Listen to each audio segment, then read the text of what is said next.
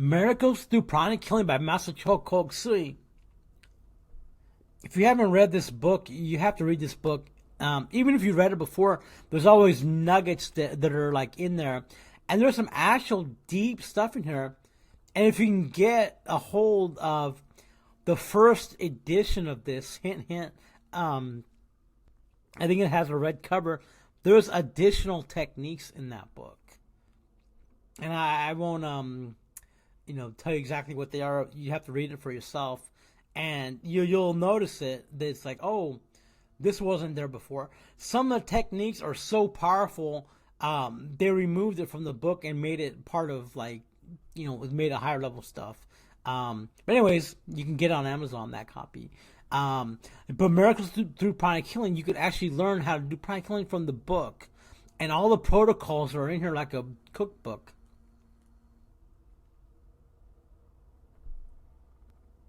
And, basically, as you saw in that book there, all beings have an energy field around them, often known as the aura, that looks like a luminous ball of light. And the aura works like a battery. It keeps our body healthy and alive. Anything in life that disturbs us, from bad weather, improper hygiene, malnutrition, stress, fear, sadness, and frustrations, make this luminous energy field dimmer, imbalanced, full of holes, and grayish energy. This, in the long run, appears as pain, discomfort, psychological, and physical problems. To remain healthy, happy, and in good shape, we must take care of our energy body, our physical body, our emotional body, and our mental bodies. Just as we take a daily shower to help keep the body physically clean, the energy body also needs cleansing to maintain good health. With pranic healing, we're able to detect the problems and imbalances in the aura and carefully remove them using a fairly simple technique that includes no touching, drugs, and anyone can learn to do it. Just by scanning the aura, you can feel if there's like depletions, or if there's congestion, or if there's like something that shouldn't be there. You can scan for the cords, and you can actually repair that with pranic healing. When the aura is balanced and bright, our well-being is guaranteed. And pranic healing provides the science behind living healthily, supported by tons and tons of research and testimonials from all around the world.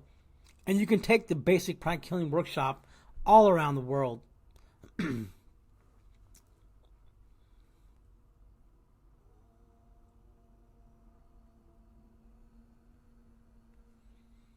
And there are different methods of cleansing and energizing the aura and chakras and all the parts of pranic healing.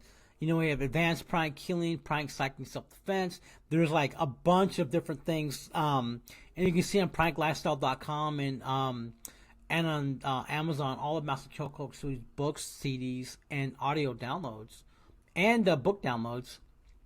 After reading this book, you should be able to energetically know the anatomy of the chakras and their physical functions.